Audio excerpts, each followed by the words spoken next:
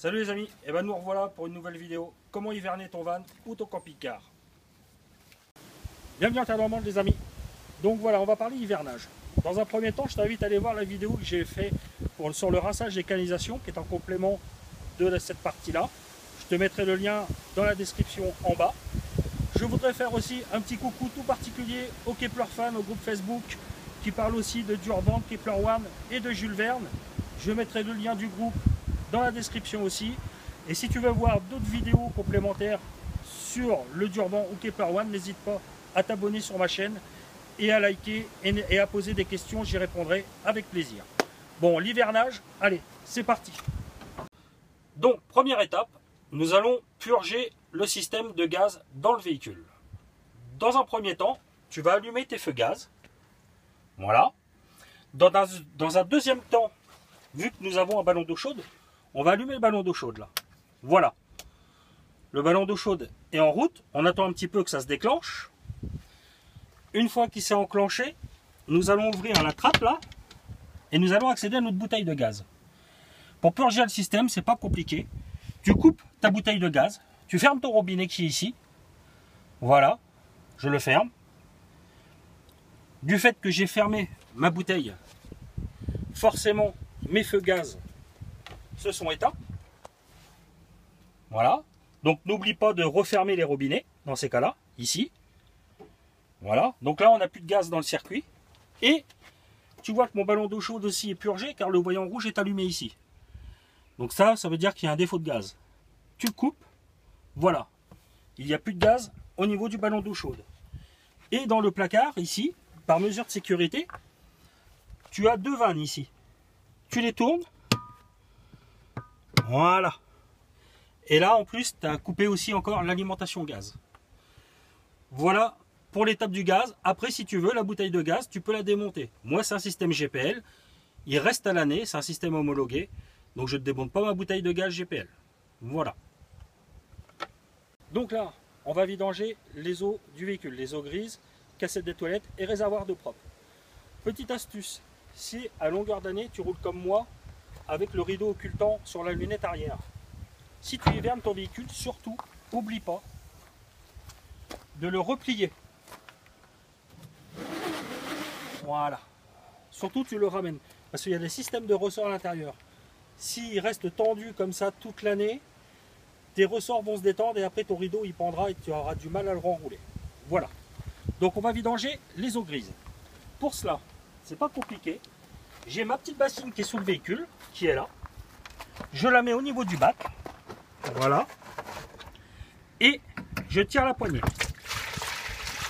Le réservoir se vidange dans la bassine.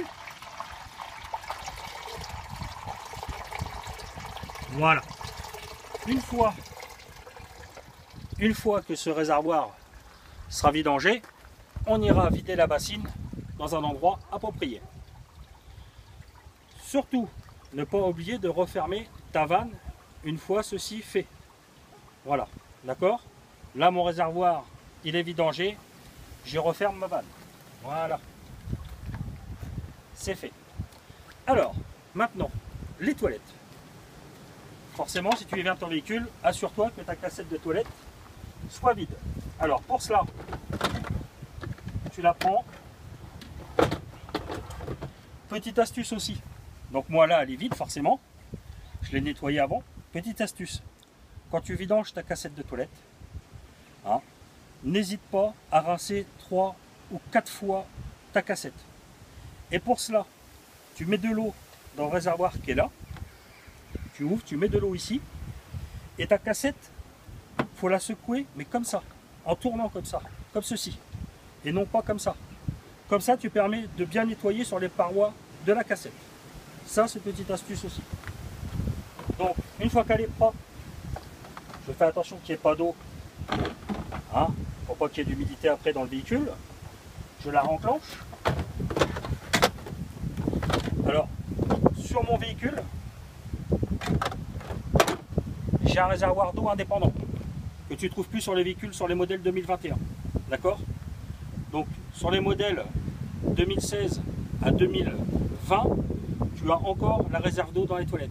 Donc, faut vidanger cette réserve, c'est pas compliqué. Tu prends le petit tuyau ici qui te sert de niveau. Voilà, tu l'enlèves complètement et tu le fais couler comme ça sur le véhicule. Là, tu vas vidanger tout ton système. Et pour que ça écoule beaucoup mieux, tu l'ouvres ici, tu fais un appel d'air. Voilà. Ça, c'est le remplissage. D'accord? Donc là, on va le laisser s'écouler. Donc, les toilettes, c'est vidangé. Le réservoir d'eau, la réserve pour les toilettes est vidangée. Je peux fermer, ma cassette est propre. Je suis prêt à hiverner. Maintenant, nous allons vidanger le ballon d'eau chaude. Pour cela, alors, viens dans le véhicule. Tu vérifies que ta pompe à eau ne soit pas enclenchée. Donc, le robinet est éteint, c'est très bien.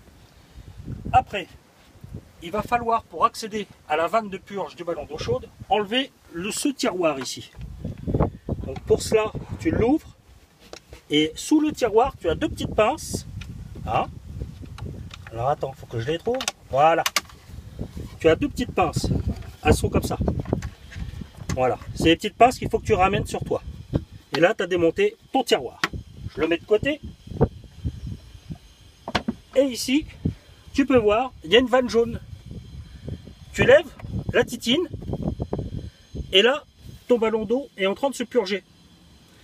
En même temps, ce que tu vas faire, c'est que tu vas ouvrir ton robinet là. Pour faire un petit appel d'air. Voilà. Tu le laisses ouvert de façon à ce que le système aussi se purge. D'accord? Voilà. Après, on passera à la vidange du réservoir d'eau propre. Donc là, mon ballon d'eau chaude est vidangé. Donc ici, tu refermes la vanne. Pour refermer la vanne, c'est pas compliqué. Tu as juste ça à faire. Voilà. La vanne est fermée. On va remettre le tiroir. Pour remettre le tiroir, c'est pareil. C'est pas sorcier. Tu as juste à le remettre bien dans ses guides. Comme ça. Et il s'enclenche tout seul. Voilà. Le tiroir est remis. Maintenant, on va voir pour la vidange d'eau du réservoir. Donc, pour vidanger ton réservoir d'eau propre, c'est pas compliqué. Tu ouvres ton petit placard qui est ici. Tu vas accéder à la trappe qu'il y a là, au fond. Tu prends la trappe, tu l'enlèves. Là, tu arrives au ballon d'eau. Après, voilà. Tu vas pouvoir voir, il y a un petit volant noir. Ce petit volant, alors excuse-moi, mais avec la vidéo, ça peut être facile. Le petit volant, tu le tournes. Voilà. Et là, j'ai tourné le volant. Et puis ici, maintenant, le réservoir d'eau propre est en train de se vidanger.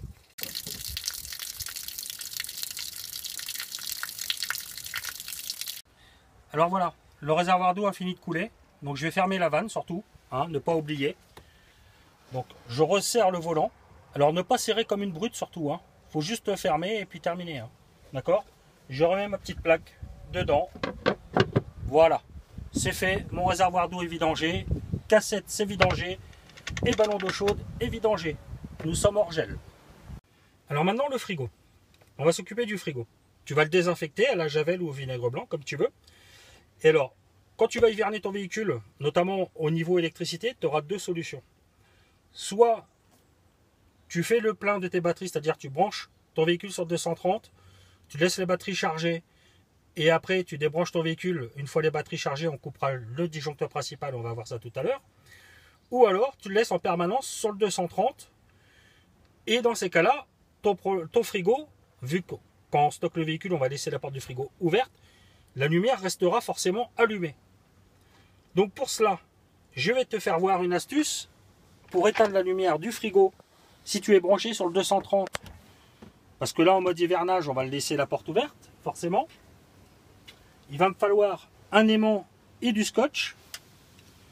Donc je prends du scotch, je mets mon aimant dessus. Voilà. Et maintenant, je vais coller ici mon aimant sur la porte du frigo comme ceci. Voilà. Et là, du coup, ta lumière frigo reste éteinte. L'aimant a fait contact, ce qui fait que tu peux rester branché sur le 230 volts. Voilà, tout simplement, une petite astuce si tu veux laisser ton véhicule sur le 230 sans couper ton circuit général. Voilà. Maintenant, on va voir pour les batteries. Donc, avant de s'occuper de l'électricité sur le véhicule, du stockage des batteries, ce que je te conseille dans un premier temps, c'est d'aller nettoyer ton véhicule, aller dans une station de lavage, le nettoyer, hein, comme ça tu n'auras plus besoin de le redéplacer après. Tu feras la pression des pneus en même temps, tu en profiteras, n'hésite pas à les surgonfler, parce que si tu parques le véhicule au même endroit, que les pneus ne se déforment pas. Et aussi, si tu le stockes notamment dehors, je te conseille, c'est au niveau des joints de toit, comme des joints de porte, de mettre du silicone ou du talc, pour éviter que ça colle. Hein, voilà. Après, une fois que ton véhicule est propre, tu vas le parquer chez toi et tu vas t'occuper de charger tes batteries comme il faut pour qu'elles passent l'hiver et puis qu'elles durent dans le temps. On va voir ça. Bon, tu as lavé ton véhicule, il est parqué chez toi. Voilà. Tu as deux solutions pour tes batteries en fin de compte. Moi, je préfère cette première solution que je vais te montrer. C'est-à-dire que je vais brancher mon véhicule au 230. Voilà.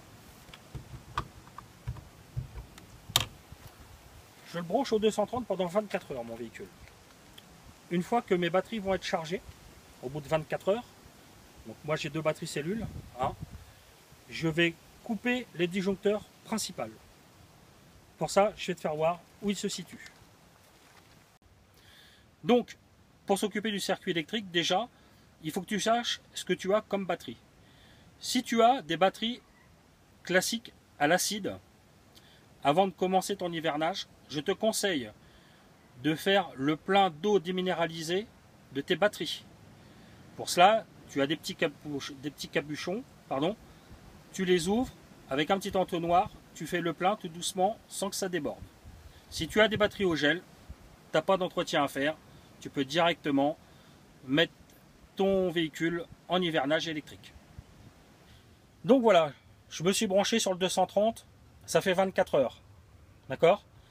Maintenant, je vais pouvoir, tu gardes ton véhicule forcément à un endroit où tu n'auras plus besoin de le déplacer.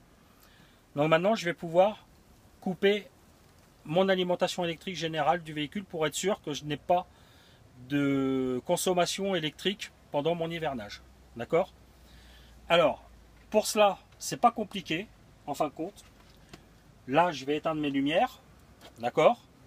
Et en coupant mon circuit général, qui se situe juste en dessous ici, en coupant ici, là, tu vois, clac, là j'ai tout coupé. C'est-à-dire que je peux essayer de mettre mes lumières n'importe où. Même là, mon frigo, la lumière est éteinte, je peux laisser la porte ouverte sans mettre l'aimant. Voilà. Donc ça, c'est dans le but où tu charges. Tu as chargé tes batteries en 24 heures et que tu as débranché ta prise 230 volts. Si tu restes branché sur le 230 volts en permanence, c'est la deuxième solution. Tu as des gens qui font ça. Alors, je te le déconseille si tu as des batteries à l'acide de rester branché tout le temps en permanence, car tes batteries à l'acide vont consommer de l'eau et donc forcément, à un moment donné dans ton hivernage, il faudra que tu arrêtes l'alimentation et que tu reviennes faire un complément d'eau, car branché sur le 230, tes batteries à l'acide consomment beaucoup d'eau vu qu'elles chauffent.